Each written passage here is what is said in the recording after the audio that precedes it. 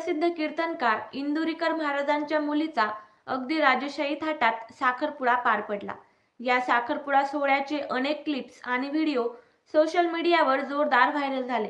एखाद्या मंत्र्याच्या किंवा उद्योगपतीच्या सोहळ्याला सुद्धा मागे टाकेल असा हा शाही सोहळा होता।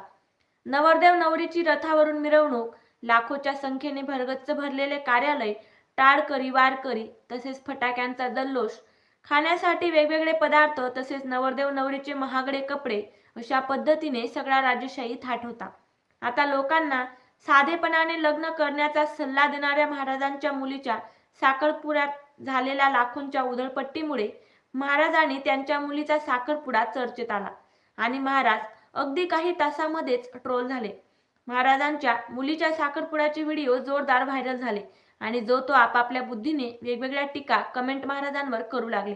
काहींनी टीका केली की महाराज दुसऱ्यांच्या मुलीबाळींवर टीका करायचे आणि आता स्वतःच्या मुलीने मात्र कपाळाला टिकली सुद्धा लावली नव्हती, तर काहींनी टीका केली की लोकांसांगे ब्रह्मज्ञान आणि स्वतः मात्र कोरडे पाषाण, दुसऱ्याला लग्न साधे करण्याचा उद्देश देतात आणि स्वतःने राजशाही थाटात साखरपुडा केला, असे एक ना अनेक प्रकारच्या टीका महाराजांवर होऊ लागल्या आणि अखेर महाराजांना देखील लोकांच्या या टीकेला उत्तर द्यावं लागलं। एवढा खर्च साखरपुड्यास कशासाठी केला याचं स्पष्टीकरण महाराजांना द्यावं लागलं। नेमकं महाराजांनी टीका करणाऱ्यांना, ट्रोल करणाऱ्यांना काय उत्तर दिलं आणि काय आहे हे संपूर्ण प्रकरण, हेच आपण आजच्या या व्हिडिओतून जाणून घेणार आहोत।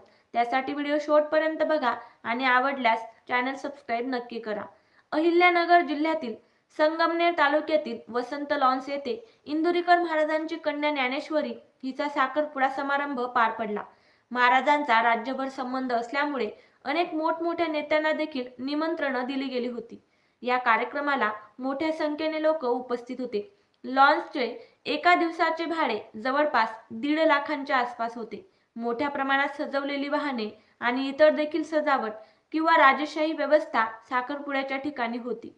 जेवणामध्ये देखील वेगवेगळे प्रकारचे पदार्थ होते। भव्य अशी सजावट, वधूवरांसाठी रथ, फोटोग्राफर्स आणि रील्स मेकरची सुद्धा व्यवस्था होती। उपस्थितांसाठी जमिनीवर बसण्याची व्यवस्था होती। राजकीय मंडळी सुद्धा जमिनीवर बसताना व्हिडिओमधून दिसले। माजी मंत्री बाळासाहेब थोरात, खासदार राजाभाऊ वाजे, आमदार सत्यजित तांबे हे देखील जमिनीवर गाद्यांवर बसतानाच दिसले। खरं तर महाराज समाजातील खर्चिक चालीरीतींवर आजपर्यंत आपल्या कीर्तनातून जोरदार टीका करत आले आहेत। साधे लग्न केले तरी पोरं होतात हे आपल्या विनोदी भाषेतून देखील महाराज टीका करत आले। समाजातील अंधश्रद्धा, चालीरीती, सासू-सुनेची भांडणं, बदलची पिढी या अशा अनेक विषयांवर ते गेल्या अनेक वर्षांपासून कीर्तनात सांगत आले। परंतु आपल्या पोरीच्या लग्नात केलेला लाखोंचा खर्च लोकांना आवडला नाही। ज्ञानेश्वरीच्या साखरपुड्याचे व्हिडिओ आणि फोटो व्हायरल झाल्यानंतर ट्रोलर्स महाराजांवर तुटून पडले। महाराजांच्या कीर्तनाचे क्लिप्स टाकून त्यांच्या लेकीच्या साखरपुड्याच्या व्हिडिओ खाली कमेंट येऊ लागल्या। राज्यभर या साखरपुड्याच्या चर्चा रंगला। महाराज वारकरी संप्रदायाचे धडे देतात म्हणून तशीच वागणूक आणि साधेपणाची लोकांना महाराजांकडून अपेक्षा होती। परंतु लेकीच्या साखरपुड्यात त्यांनी केलेला लाखोंचा खर्च, लाखोंची उधळपट्टी लोकांना मात्र आवडली नाही। राज्यभरातून त्यांच्यावर टीका टिप्पणी सुरू झाली। मुंबईतील डबेवाला संघटनेचे अध्यक्ष सुभाष तळेकर यांनीही महाराजांवर जोरदार टीका केली। तळेकर म्हणाले, महाराज आम्हाला वाटलं साधी लग्न केली तरी पोरं होतात, पण येथे तर महाराजच बिघडले। इतरांना उपदेश दिला पण स्वतः मात्र तसे वागले नाहीत। साखरपुड्यावर लाखो रुपये खर्च केले, लग्नात तर कोट्यावधी रुपये खर्च केला जाईल। महाराज तुम्ही नेहमी उपदेश करता लग्न साधी करा, मग तुम्हाला ही दुर्बुद्धी कुठून सुचली? येथून पुढे तुम्ही उपदेश देणं बंद करा। जर तुम्हाला तसं वागता येत नाही तर तुम्ही दुसऱ्यांकडून का अपेक्षा करता? वारकरी संप्रदायाला आणि कीर्तनकाराला हे सगळं शोभून दिसत नाही, अशा कठोर शब्दात सुभाष तळेकर यांनी संताप व्यक्त केलाय आणि महाराजांवर टीका केली। सगळ्यांकडूनच टीका टिप्पणी सुरू झाल्यानंतर मात्र महाराजांना देखील याचं उत्तर द्यावंच लागलं।